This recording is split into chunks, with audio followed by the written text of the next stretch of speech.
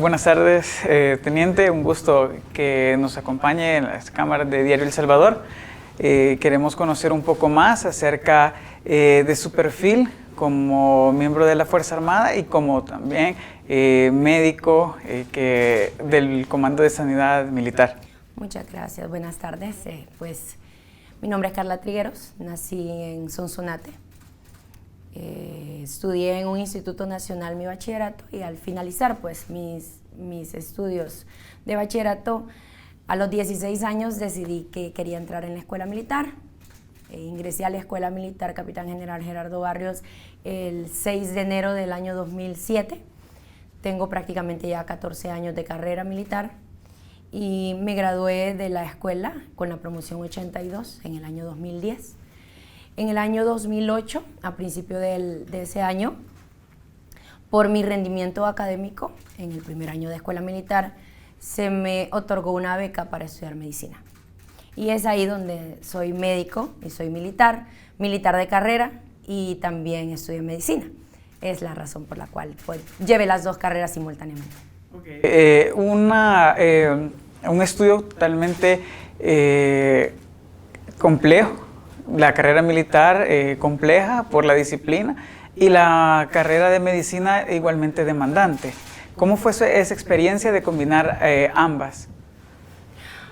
Fue difícil, fue bastante cansado en su momento, pero creo que al final lo importante es poder correlacionar ambas, poder encontrar el equilibrio, el punto de equilibrio entre una carrera militar que es obviamente exigente tanto en disciplina como físicamente y la carrera de medicina que es exigente, muy exigente académicamente hablando y muy cansada. Encontrar la combinación para que uno pueda dar el 100% en ambas pues, fue difícil, pero se logra. Lo importante es, creo que ponerse objetivos y trazarse metas a corto, mediano y largo plazo e ir cumpliéndolas, cada día ir cumpliéndolas. No puedo decir que fue fácil porque sería mentir, definitivamente fue difícil, pero creo que cualquiera lo podemos lograr. Y en mi caso había un referente, existían personas mucho más antiguas que mí, es decir, adelante en la escuela militar, personas arriba de mí en la escuela militar que lo estaban logrando. Entonces ese era un referente para mí, si ellos pueden, pues yo también puedo lograrlo. Solo que en ese momento, y era la única mujer estudiándolo, entonces era como el impasse de ir abriendo la brecha de las mujeres que estudiaban medicina y también estudiaban en la escuela militar y llevaban las dos carreras juntas. Entonces sí fue difícil en la adaptación, fue difícil poder completarlo, pero con objetivos trazados y tratando de poner todo de sí, pues se puede. Okay, cuando me dices que habían referentes en la escuela militar y que era la única mujer, en este caso esos referentes eran hombres, claro, eran cadetes. Eran cadetes, en mi caso yo era cadete de segundo año y entonces tenía de mis cabos, como le llamamos nosotros, de tercer y cuarto año estudiando y también una promoción arriba que estudiaban medicina. Entonces ellos ya iban a segundo, tercero, cuarto año de medicina y yo estaba iniciando la carrera. Y posteriormente igual, mientras avanzó la carrera, ellos siempre fueron un punto de referencia para mí, la diferencia que eran hombres. Pero creo que el punto mío era, no importa que sean hombres y que ellos sean mujeres, simple y sencillamente somos seres humanos estudiando dos carreras y si ellos pueden, yo puedo. Y esta determinación de hecho es lo que muchas veces y en todos los ámbitos de la vida lleva precisamente a conseguir esos objetivos que uno se traza en algún momento. Sí, yo creo que si uno no es determinante, si uno no tiene, se traza las metas y tiene el coraje para alcanzarlas, porque obviamente en el camino uno encuentra vicisitudes de todo tipo, familiares, personales, en el área académica, pero si uno no se traza un objetivo específico y lucha por alcanzarlo, independientemente de la carrera, independientemente de lo que uno quiera lograr, pues no lo va a alcanzar. No importa si es un objetivo personal, un objetivo académico, un objetivo colectivo, si no tenés una meta definida y no le pones las ganas y el coraje para poder alcanzarlo, independiente de que no lo vas a alcanzar. Ok. ¿Dónde estudió su carrera de medicina, doctora? En la Universidad Salvadoreña Alberto Maferrer. Ok. Ahora bien, El hecho de estar estudiando la carrera militar y de estar estudiando medicina, como ya me lo relataba, implica el aspecto de que en la carrera militar, por lo general, siempre ha estado predominada por hombres. Sin embargo, actualmente el número de mujeres que ingresa a la escuela militar es ya sumamente mayor en comparación de años anteriores. Pero tomando en cuenta esto, ¿hubo alguna dificultad en particular por el hecho de ser mujer que le dificultara a usted o que de alguna manera le entorpeciera su desarrollo profesional dentro de la vida militar? No, realmente desde que ingresó la primera promoción en el año 2001, que ingresó la primera promoción de señoritas cadetes a la escuela militar, considero que a ellas ha de haber sido un poco más difícil porque obviamente iban abriendo brecha. Yo soy la 8ª promoción de mujeres. Entonces, nosotras entramos una cantidad bastante grande de mujeres, éramos 33 mujeres de 160 cadetes que entramos aproximadamente. Obviamente de 33 a comparación de los 130 hombres que éramos mucho menor la cantidad, ¿verdad? Y no había como una diferenciación ni en el trato hacia nosotras, pero tampoco hay una diferencia en las capacidades ni tampoco hay una diferencia en las oportunidades. Es decir, nos tratan igual, equitativamente, igualitariamente, de bien o de mal, nos tratan igual, pero también nos dan las mismas oportunidades de poder conseguir becas, de poder ir a cursos, etc. Y creo que en mi caso yo soy uno de los mayores ejemplos, ya que las becas eran generalizadas y de las becas 2 hombres cumplieron los requisitos y yo cumplí los requisitos también, entonces nos dieron la beca a los 3. Tengo un compañero que es médico también y un compañero que es abogado. Entonces llegaron las 3 becas, nos dieron las 3 becas a nosotros y yo como cumplí con los requisitos igual que ellos, pues obtuve la beca. Ok, perfecto. Ahora bien, ¿cómo es que luego de su graduación y su titulación como médico ingresa al Comando de Sanidad Militar? En el caso nuestro, como ya somos médicos y estamos dentro de la carrera militar, como que por regla ya sabemos que vamos a estar en el hospital militar o en el Comando de Sanidad Militar, porque ¿en qué otro lugar de la Fuerza Armada si no es en esa que es la más idónea? Entonces llegué al Hospital Militar Central al graduarme de médico y estuve trabajando como colaboradora médica en la consulta externa y estaba fungiendo en ese momento como subjefe de la consulta externa. Estuve 2 a 3 años en el Hospital Militar Central en diferentes actividades y realizando y desempeñándome en diferentes áreas, dentro de los cuales también ver clínica, ¿verdad? Ver pacientes, y posterior a eso salgo destacada hacia el Comando de Sanidad Militar, ya como asesor médico del Comando de Sanidad Militar, y desde el 2019 hasta la fecha estoy en el Comando de Sanidad Militar. ¿Hay alguna especialidad de la medicina, de todas las que tiene la medicina, que le llame la atención en particular? Al momento me desempeño más en el área de epidemiología, pero realmente sí, uno de mis metas a futuro es una especialidad en área clínica, que me gusta la otorrinolaringología, la verdad. Entonces es una de mis metas a mediano o largo plazo para poder cumplir. Ok, ha quedado en evidencia durante el periodo de pandemia el apoyo que la Fuerza Armada ha brindado a toda la logística que se ha desarrollado y ejecutado a nivel nacional en cuanto a la atención de la pandemia. ¿Cuál es el apoyo en específico que el Comando de Sanidad Militar ha dado a este tema de la pandemia? Desde el inicio del gobierno del señor presidente Nayib Bukele y encomendado por el señor ministro de la Defensa, el señor mi contraalmirante Merino Monroy, el Comando de Sanidad forma parte del Sistema Integrado Nacional de Salud. Desde ese momento, obviamente, estamos trabajando concatenadamente con cada uno de los elementos que conforman este Sistema Nacional de Salud para trabajar unidos en contra de la pandemia. Específicamente el Comando de Sanidad Militar, al inicio de la pandemia, se crearon los centros de cuarentena, si se recuerdan, donde teníamos pacientes o personal, corrección, que venía de otros países, o personal que empezaba a presentar síntomas y estaban en estos centros de cuarentena. Nosotros dirigimos y ejecutamos centros de cuarentena para personal propio. y estuvimos trabajando bajo los lineamientos y directrices del Ministerio de Salud y todo el Sistema Nacional de Salud. Aparte de eso, la Fuerza Armada obviamente participó en todos los demás planes, en el sentido de la seguridad, en el sentido de que estamos fuertemente trabajando con el Plan Control Territorial. Entonces, hemos estado activamente trabajando desde el inicio de la pandemia y hasta ahora. Ahora con el plan de vacunación ha cambiado un poco la estrategia, siempre obviamente coordinados con el Ministerio de Salud, el Comando de Sanidad Militar a través de mi persona. Se le delegó llevar la coordinación de la mesa de planificación y la mesa de monitoreo del plan de vacunación a nivel nacional, y estamos tratando de trabajar de la mejor manera. Trabajamos la logística, la planificación y la distribución de las vacunas a nivel nacional, y la Fuerza Armada, a través del señor Ministro de la Defensa, estamos proporcionando la seguridad de los convoys y la seguridad de algunos centros de vacunación para que pues la vacuna esté siempre resguardada y esté con vigilancia estricta todo el tiempo. Ok, ¿cuántos elementos de la Fuerza Armada participan precisamente en toda esta logística que me ha descrito? En este momento, directamente con el plan de vacunación, hay 136 elementos.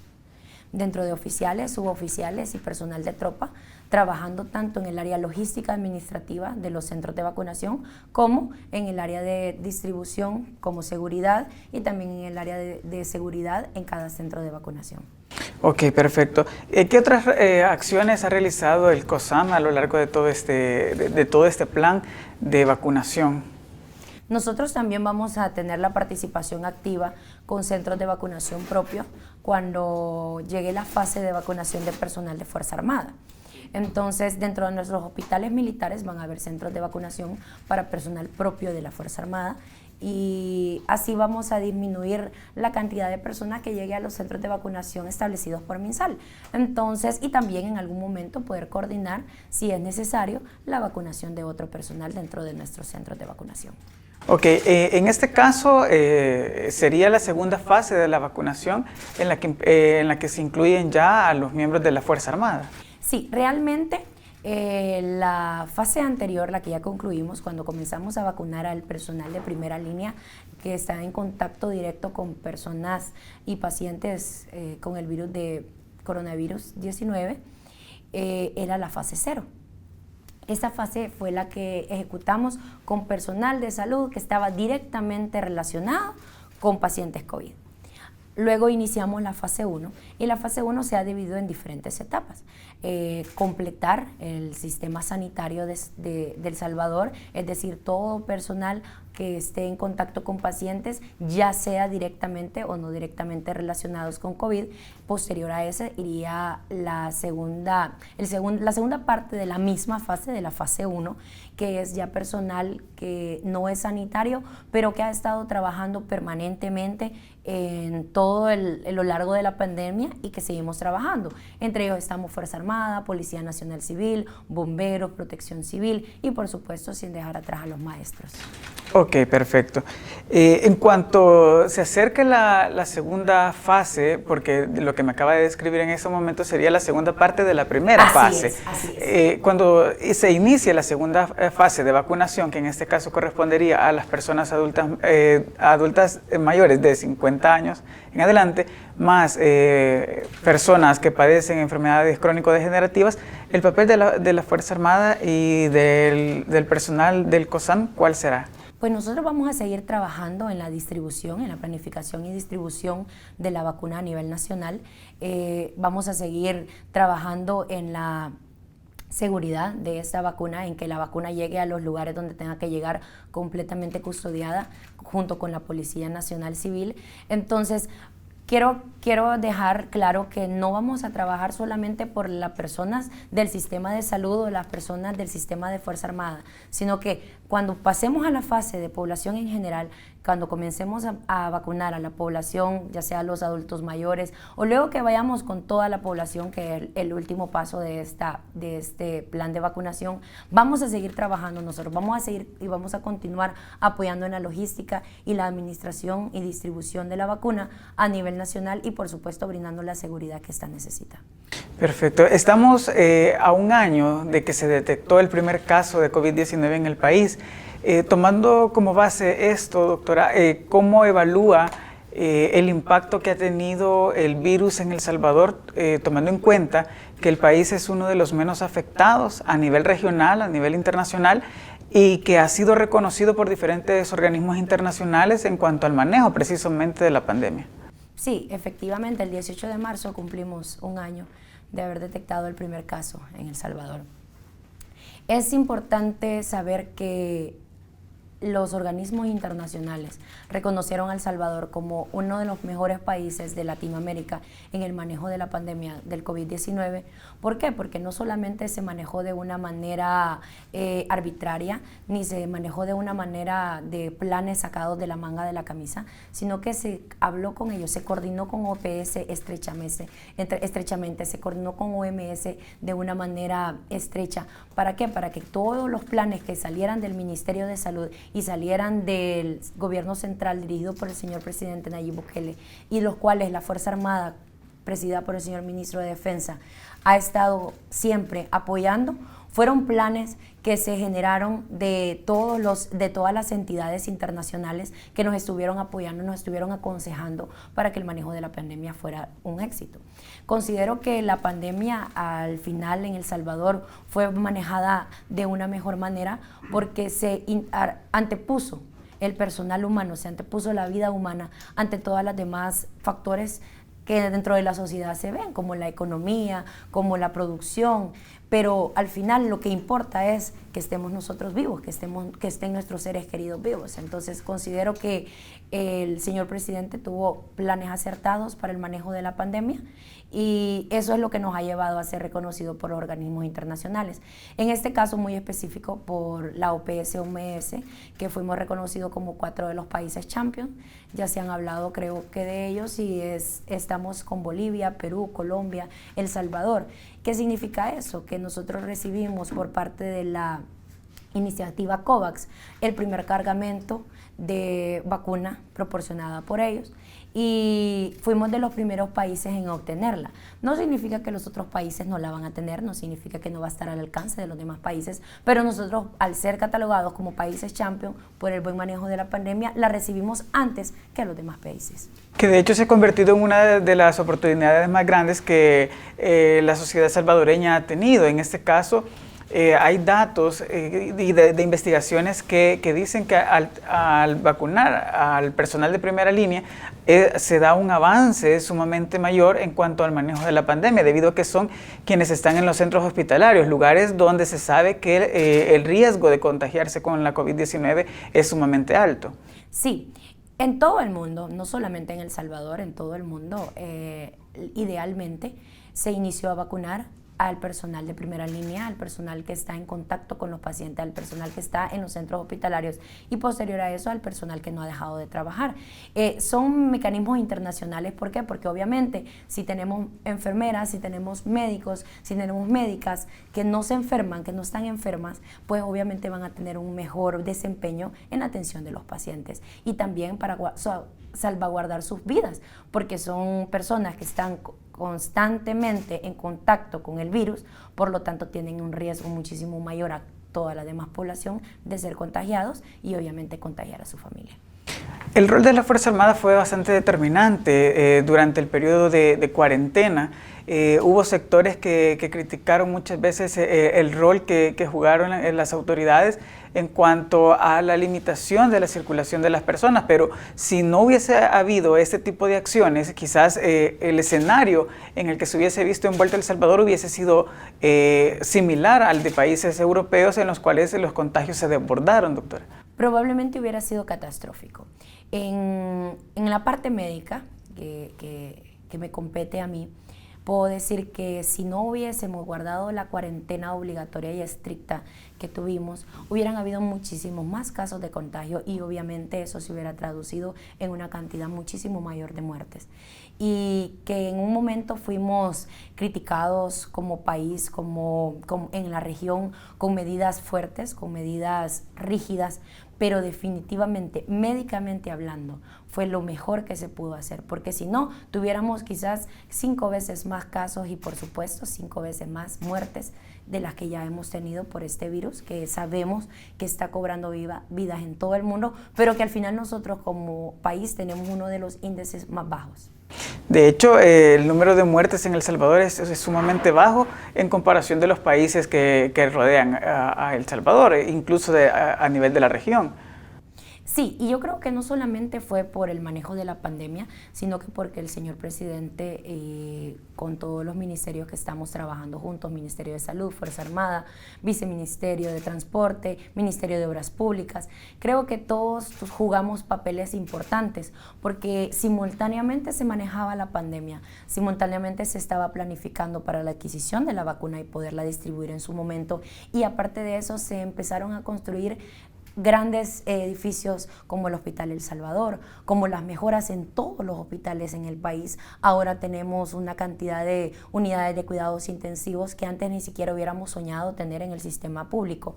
Y a nivel regional tenemos una cantidad lo suficientemente grande para poder tener a todos nuestros pacientes en áreas en buenas condiciones, y por supuesto podemos decir que antes se decía que lo público tenía que ser malo, tenía que ser deficiente, y ahora nos damos cuenta que lo público puede ser tan bueno como lo privado. De hecho, el Hospital El Salvador es un hospital referente, no solo a nivel nacional, sino que a nivel regional, que incluso hubo ofrecimientos de parte del gobierno de El Salvador a través del presidente Bukele para poder atender a pacientes de otros países que a nivel de la región estaban colapsando sus sistemas de salud. Así es. Como lo decía anteriormente, el señor presidente Nayib Bukele fue visionario, en el sentido de que sí era mucho más fácil poner un hospital de campaña, meter un par de camas de campaña y poder atender a los pacientes ahí, pero eso iba a ser por un tiempo. En cambio, si nosotros hacíamos de verdad una transformación del sistema de salud, si podíamos cambiar de verdad las instalaciones de todos los hospitales, la mayoría de clínicas a nivel nacional, y crear el Hospital El Salvador, que realmente es un monstruo sanitario, es algo que nos llena de orgullo, y poder ver que ahora tenemos todas las adecuaciones en estos hospitales y en el Hospital El Salvador para poder atender a nuestros pacientes y poder atender y poder ofrecer a los países vecinos que podemos atender a sus pacientes también, pues eso nos llena de orgullo. El sistema de salud en general ha cambiado totalmente, y sin duda que será un legado el que este gobierno le dejará al pueblo salvadoreño tras décadas de un sistema de salud paupérrimo. No lo digo yo, sino que lo han llamado así a algunos sectores en los que han reconocido que no hubo un buen manejo o un buen trato hacia el sistema público de salud, el cual fue encontrado en total abandono cuando el gobierno del presidente Bukele tomó posesión. Y ahora vemos 31 hospitales de la red pública, más un hospital especializado en atención de pacientes con coronavirus, que será heredado a las próximas generaciones en condiciones sumamente envidiables. Sí, eso creo que ha sido uno de los pasos más importantes y uno de los factores más importantes en el manejo de la pandemia. ¿Por qué tenemos una sobrevivencia mayor de los pacientes con coronavirus? Es eso, porque tenemos las condiciones ideales para poderlos recibir, para poderlos ingresar. Tenemos el personal médico contratado, se contrataron obviamente más personas, y eso ha generado, aparte de que ha generado unas buenas condiciones para la atención del paciente, ha generado trabajo para el sector médico, y definitivamente las mejoras del Sistema Nacional de Salud han sido evidentes. En mi caso, yo estudié medicina aquí en El Salvador, como dije anteriormente. Entonces, cuando yo realizaba mis prácticas, yo puedo decir la realidad de los hospitales públicos en los que nosotros realizamos nuestras prácticas. Hospitales con muchas deficiencias, lugares donde nosotros como estudiantes a veces teníamos que sacarle copias a la propia papelería porque no había, pero nosotros lo hacíamos porque se necesitaba en el hospital, o uno llegaba a los centros de vacunación y uno encontraba las refrigeradores en un mal estado. Creo que en algún momento circularon las fotografías por redes sociales de cómo estaban los centros de vacunación de los diferentes lugares en el país, y poder ver ahora la modernización de estos centros de vacunación, la inversión que se ha hecho en infraestructura, la inversión que se ha hecho en frigoríficos, es realmente algo que a todos los salvadoreños, no solamente a nosotros que estamos en el sistema de salud, nos debería de hacer sentir orgullosos, que realmente en estos momentos nos estamos volviendo un referente regional por todo lo que se ha hecho. Creo que al final lo que se ha criticado siempre ha sido que se maneja de una manera que se le da más realce a las cosas, pero no, eso es lo que se tiene que hacer, porque si no adquirimos los insumos, de nada sirve que tengamos gente preparada, porque siempre se decía, no, si especialistas hay, pero no hay maquinaria, si hay gente preparada, pero no hay esto, y ahora no, ahora tenemos los hospitales en buenas condiciones y tenemos al personal preparado. Entonces creo que al final esto se va a traducir en una población que se le pueda dar la atención que ellos se merecen como salvadoreños. De hecho, recientemente se destacaba también el buen manejo que se le ha dado a la logística del transporte, desde la llegada de la vacuna, el transporte hacia el Centro Nacional de Biológicos, que ha sido un recinto que se ha modernizado y que la cadena de frío implementada ha destacado también. Sí, el Centro Nacional de Biológicos de El Salvador siempre ha estado equipado para poder guardar ahí vacunas, porque nosotros hemos vacunado desde siempre, ¿verdad? El plan de vacunación regular que tenemos en El Salvador. Con este plan de vacunación contra el coronavirus se modernizó de una manera realmente espectacular. Tenemos 8 frigoríficos más 2 más 8, que son donde estamos ahorita almacenando la vacuna que tenemos de AstraZeneca, que hemos recibido tanto en el primer lote, que fue comprado con fondos nacionales, como el segundo, que fue dado por el mecanismo COVAX. Es una vacuna que necesita estar manteniéndose en una cadena de frío a más 2 más 8 permanentemente, y nosotros tenemos las locaciones idóneas para que lo podamos salvaguardar. Aparte de eso, también se adquirieron 26 ultracongeladores a menos 70 grados. ¿Qué quiere decir eso? Nosotros también estamos en la capacidad de recibir vacuna ultracongelada, la llamada de la marca Pfizer, por ejemplo, que es una vacuna que tiene que estar guardada a menos 70 grados, y nosotros tenemos la capacidad. Se adquirieron estos ultracongeladores, están en El Salvador, están en Cenavi. En cualquier momento que venga la vacuna, porque va a venir vacuna ultracongelada, vamos a poder recibirla y vamos a poder almacenarla. ¿Qué es lo que nos llevó? Tenemos el sistema de refrigeración y de cadena de frío mejor preparado per cápita de toda Latinoamérica. Es decir, podemos guardar 16 millones de vacunas simultáneamente. Tenemos 6 millones de ultracongeladas y 10 millones de temperatura más 2 más 8. Entonces, estamos preparados para recibirlo, estamos preparados para resguardarlo, y aparte de eso, en el Centro Nacional de Biológicos ahora existe personal de Fuerza Armada permanentemente para salvaguardar esta vacuna. La distribución se planificó desde hace mucho tiempo. Es algo que es importante de decir, que no solamente lo planificamos ahorita, sino que lo estuvimos planificando desde hace más de 6 meses. En los momentos en que empezaron a surgir las noticias que las grandes empresas estaban trabajando para encontrar una vacuna para el coronavirus, desde ese momento nosotros empezamos a planificar que en algún momento la íbamos a recibir.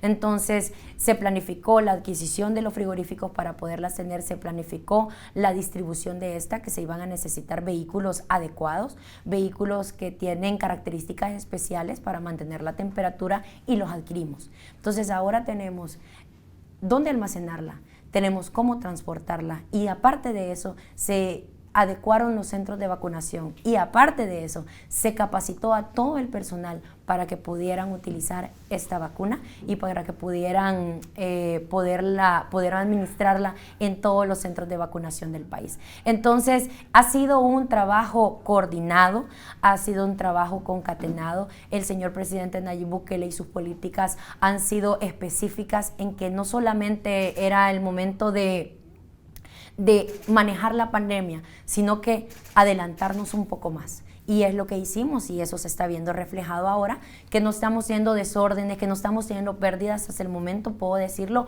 con toda certeza. No hemos tenido pérdida de vacuna. Todas las dosis que hemos tenido las hemos administrado. Entonces, eso es algo importante porque si tú obviamente no tienes una logística preestablecida, puede en algún momento haber pérdidas y nosotros no la hemos tenido. De hecho, hasta la fecha son más de 25,000 vacunas las que ya han sido aplicadas y el ministro de Salud también hacía referencia a que en promedio se colocan 5,000 dosis o 5,000 vacunas diariamente. Así es, el día de mañana, incluso el día de ayer, incluso vacunamos más. Vacunamos más de 5,000 personas el día de ayer. Entonces, cada día estamos tratando de aumentar un poco más la meta. Nuestra gente está muy dispuesta. Tenemos gente preparada, tenemos gente con experiencia y eso es una de las grandes ventajas que la experiencia de los vacunadores nuestros, la experiencia de los equipos vacunadores nos ha hecho que lo que habíamos planificado en un inicio, habíamos planificado vacunar 10 personas por hora por equipo de vacunación y nuestra gente es tan buena que podemos llegar a vacunar hasta 17 personas por hora. Entonces ellos han sobrepasado nuestra planificación porque la gente está pero tan capacitada y tan entregada a su trabajo que están rompiendo nuestra planificación incluso. Ok, perfecto. Finalmente, algo muy importante y que se ha destacado también es el acatamiento que la población ha hecho de los protocolos de bioseguridad. ¿Qué llamado le haría a las personas que a pesar de que ya hay una vacuna, a pesar de que las cifras de El Salvador son favorables y que no existe una cantidad súbita de incrementos en este momento, ni de casos de muerte registradas que sean elevadas, pero ¿cuál sería ese llamado que le hace a la población? Que se acerca también un periodo vacacional en el que fácilmente las personas pueden descuidar esos protocolos y que nos podrían llevar a otro escenario. Sí, los índices que estamos viendo van a la tendencia a la baja. Se han mantenido en tendencia a la baja los casos nuevos de coronavirus y esto ha sido por dos factores. Uno, en alguna medida estamos acatando las medidas de seguridad, pero realmente es necesario que no nos olvidemos que la vacuna está acá, que la vacuna va a ser distribuida, que la vacuna va a ser universal, va a ser gratuita y voluntaria, pero que a la medida que la vacunación va avanzando, nosotros no debemos de disminuir las medidas y las prácticas de bioseguridad. Es decir, llamar a la población que no deje de utilizar sus cubrebocas, que siga utilizando el alcohol gel, que no tengamos contacto a menos de 2 metros con las demás personas. El distanciamiento físico es una de las mayores claves para poder evitar el contagio del coronavirus. Y si en este periodo vacacional es necesario salir, pues tomar estas medidas, siempre andar su alcohol gel, lavarse las manos al entrar y salir de un lugar, utilizar el cubrebocas en espacios públicos y por supuesto mantener la distancia. Y una de las recomendaciones sería que salgamos lo menos que se pueda, también disfrutemos a nuestra familia en la casa, disfrutemos la época y podamos tenernos a nosotros en nuestro hogar porque sabemos que si nos cuidamos vamos a tenerlos más tiempo. Perfecto, doctor. Agradecerle por su tiempo y por compartir con Diario El Salvador toda esta información que usted maneja acerca de la pandemia de COVID-19 que todavía no se ha acabado y que, como usted acaba de afirmarlo, es necesario seguir cumpliendo con las medidas de bioseguridad. Sí, muchísimas gracias por la invitación.